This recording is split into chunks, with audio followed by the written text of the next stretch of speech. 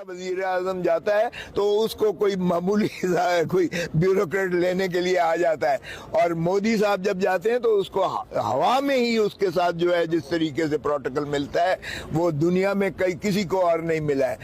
वहाँ पे हमें जो चीज एक चीनी है, इसलिए चीनी 200 रुपए किलो की मिल रही है वहाँ पे, तो हमारा तो जीना ही वहाँ पे माल हो गया है। सामने वाले इंडिया के किसी दोस्त के साथ राब्ता है आपका? नहीं, हमारा कोई राब्ता नहीं है वहाँ पर राब्ता नहीं होता? नहीं नहीं नहीं नहीं। अगर उनके मैं इंडियन अवाम से ही पूछना चाहूंगा कि कभी आप सोच सकते थे कि इंडिया के किसी वजीर आजम की पाकिस्तान की सड़कों पे खड़े होकर तारीफ हो रही होगी? किस बेस पे हो रही होगी? कि उसने कोई काम किए, अपने लोगों के लिए काम किया, आपको इज्जतदार उसने बनाया। लाइफस्टाइल दूर से देखते तो क्या नजर आता है इंडिया की तरफ से? इंडिया की तरफ से बहुत शारकी है, बहुत अमीर मुल्क है वो हम तो देख कर चलते हैं उसको। अल्लाह के सामने हमारे ना हुक्मरान, नहीं हमारे MLA, नहीं हमारे मिनिस्टर किसी काम की नहीं। बात करने हैं तो आज से शुरू करने पड़ेंगे और डैम्स बनाने पड़ेंगे, और वो इतना आसान काम नहीं है, वो कम से कम 5 या 10 साल के मंसूबे बनते हैं। पहली बात है, और जिस दिन इंडिया ने ये काम शुरू किया, चाइना ने ऑलरेडी धमकी दे दी है उनको, अगर आप ऐसा काम करेंगे कि पाकिस्तान के जो उसकी लेजिटिमेट राइट, उनको जो पानी मिलना है फ्रॉम द रिवर्स, अगर आप ऐसा करेंगे तो फिर समझ लीजिए कि हम भी ये कर सकते हैं आपके साथ। इकोनॉमी की जंग मैडम, ये वो वाली जंग नहीं रह चुकी हुई। वो पहले पिस्तौल वाली जंग होती थी, तलवारों वाली जंग होती थी, वो लोगों की जंग, जिसके पास ज्यादा लोग हैं वो जीत जाएंगे। अब ये वाली जंग नहीं होनी, नेक्स्ट जंग जो है वो इकोनॉमी की। इंडिया में आपको क्यों कहता हूँ कि वो 100 साल आगे की प्लानिंग कर रहा है, वो पाकिस्तान से 100 साल आगे जा चुका हुआ इंडिया। तो हिंदुस्तान चूंकि एक हैवी वेट इस वक्त कंट्री है दुनिया में और मुआशी तौर पर भी बहुत मजबूत हो गया है, तो इसलिए हमारी जो है आवाज इतनी मौसर नहीं होगी जब तक पाकिस्तान की कौम मुत्तहिद नहीं होगी, और मुत्तहिद तभी होगी जब आप इमरान खान को मुखलसी देंगे। और यकीन माने जब से मैंने ये खबर पढ़ी है मेरी टांगे कांप रही। क्यों? तो क्या हुई? दोस्तों, भारत के minister of external affair doctor Jaishankar ने पाकिस्तान को एक बड़ी तगड़ी किस्म की धमकी लगाई है, और उन्होंने कहा जनाब कि हम आपके ऊपर जो है ना वो हम हमला कर देंगे। My God! अभी देखें वो 100 साल आगे की प्लानिंग क्या कर रहा है। अगर वो इस टाइम वो मुकाबला करता पाकिस्तान के साथ कि हमने पाकिस्तान के साथ जंग करनी है या पाकिस्तान के साथ मुकाबला करना है, तो 100 साल इंडिया को पीछे आना पड़ना था। इसीलिए तो धमकी ये होती है कि आपके पैसे रोक लेंगे हम। पानी वानी थोड़े हैं उनके पैसे। ये पहली दफा नहीं, पहले भी ये हुआ है ऐसे। ईरान के पैसे रोके हुए उन्होंने।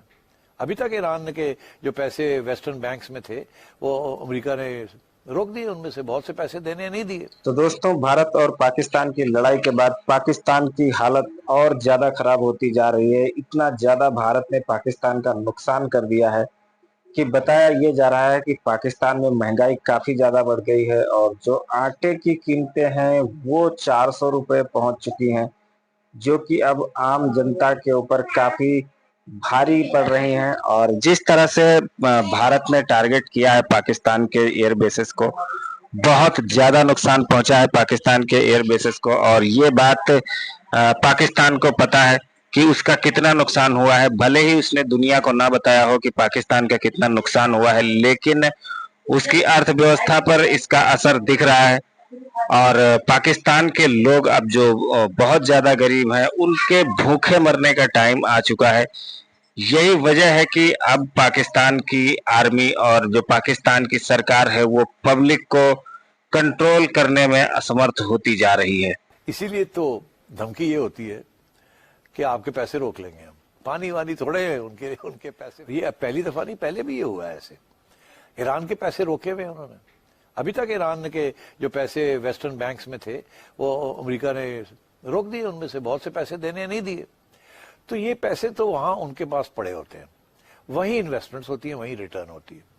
क्योंकि वो अब ये जो ममालिक हैं ये चाहते हैं कि डाइवर्सिफाई किया जाए, लंदन में ना रखे जाए, न्यूयॉर्क में ना रखे जाए। देयर मनी कि जी ये सिर्फ बैंकों में नहीं हमने रखी, नहीं सिर्फ अमेरिकन ट्रेजरी बिल्स नहीं खरीदने, हमने ये डाइवर्सिफाई करना है, प्रॉपर्टी खरीदनी है, लोकल पार्टनर्स लेने हैं, IT के अंदर इन्वेस्टमेंट्स करनी है, एंड सो ऑन। और कुछ जाहिर है और मुल्कों में भी करनी है। अब और मुल्कों में कहाँ करेंगे?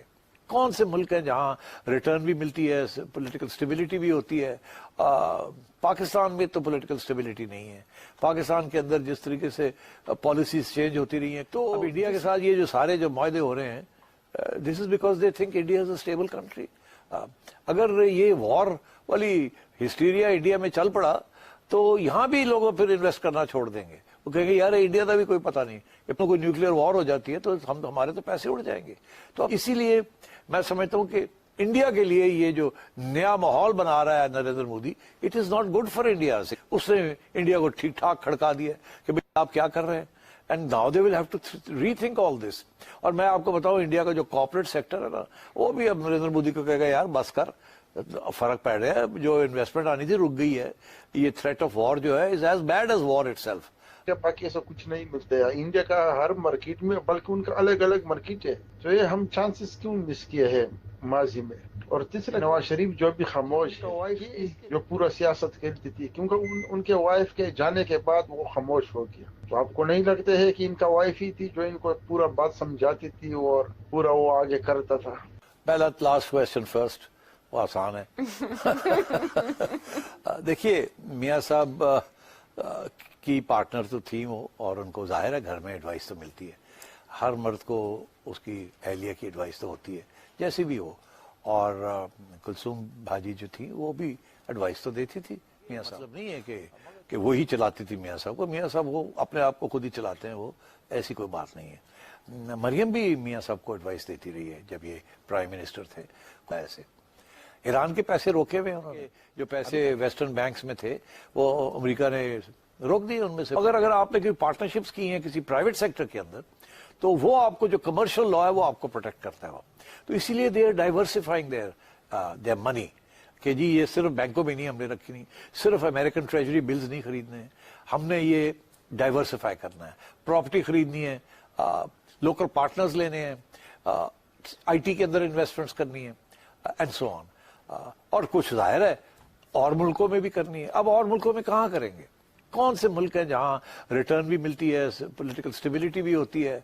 ये थ्रेट ऑफ वॉर जो है is as bad as war itself, because then it जितना भी उन्होंने बोला बात करना चाहता है, तो इंडिया की तरफ से आज तो मेरे हिसाब से सीरियसली भी कोई नहीं लेगा इसको। बात करना चाहते हैं तो बात करने के लिए 1000 तरीके थे, 1000 जैसे बोलते हैं वेज थे, 1000 चैनल से बात करने के। कोई बात तो करना नहीं चाहता है, और बात करना चाहते होते तो क्या इंडिया की तरफ से बात नहीं होती? करतारपुर कॉरिडोर कैसे खुला? फिर बातचीत होती है, तो कोई करना चाहे तो करे। जब आप एक जिद पकड़ के अटक जाएंगे कि नहीं दिया, जब तक आप 370 वापस नहीं लगाओगे तब तक ट्रेड नहीं शुरू होगा। भाई ट्रेड शुरू करते, आप अपना वीजा इशू करने शुरू करते और अपना समझौता दोबारा स्टार्ट करते, वो स्टार्ट कर लेते ना, बात करने की जरूरत थी। अपना शुरू करते जो चीजों पे हम पहले काम कर रहे थे, समझौता, border cross border trade, visas, ठीक है, और ऊपर से बस श्रीनगर मुजफ्फराबाद मुनाबाव कोकरपाल, ये तो हम पहले चला रहे थे ना। और पहले चला रहे थे इसका मतलब गवर्नमेंट को कोई ऑब्जेक्शन नहीं थी उस पर। हटी क्यों? 370 रिमूवल के बाद अब आप बात करना चाहते हो तो कर लो। 370 तो दोबारा नहीं लग रही, और बहुत क्लैरिटी से गवर्नमेंट ने बोल दिया 370 दोबारा नहीं लगेगी। 370 दोबारा नहीं लगेगी, आप उसके बाद बात करना चाह रहे हैं, that means you are ready for, आपके लिए 370 कोई प्रॉब्लम नहीं है, अब 370 इशू नहीं है, you are ready for it. If you are ready for it, start it. अगर है भी, अगर प्रॉब्लम है भी तो हम क्या कर लेंगे? अभी इतने दिन में तो कुछ नहीं हुआ। जैसे वो तो इमरान खान ने भी कहा था कि जब तक पीएम मोदी रहेंगे तो भारत से बात नहीं होगी, लेकिन ऐसा तो नहीं है ना, भारत से तो बात हुई और होना भी चाहिए। लेकिन इससे पहले हम रोहित जी और डॉक्टर साहब मजीद इस टॉपिक पे बात करें, मैं ये बता दूं कि ये मेरा ईद का ड्रेस है और भी ड्रेस लिए हैं मैंने, लेकिन आज मैंने ये वाला पहना है। Thank you. और घर के बाहर यकीनन रोड पे बहुत से जो है वो कुर्बानी की जा रही होगी, लेकिन मैं बाहर निकलती नहीं हूँ क्योंकि मुझे उलझन लगती है देखकर, तो इस वजह से मैं बाहर नहीं निकली हूँ घर से। और मैं खुद जो है वो कुर्बानी नहीं करती, बल्कि वही पैसे मैं किसी को दे देती हूँ कि किसी की मदद हो जाए, चलो अपने काम में किसी में ले ले। तो लेकिन ईद का दिन है तो इतना गुस्से में क्यों रोहित जी आप बात कर रहे हैं? जरा आराम से भी आप हमें ये बातें बता सकते हैं ना, जो आप कह रहे हैं 370 तो हम करेंगे ही, लेकिन हम अकेले तो नहीं कर रहे। आप कैसे तो राहुल गांधी भी पता नहीं क्या क्या बात कर रहे हैं। मैं ये कह रहा था कि एक चीज तो आप जो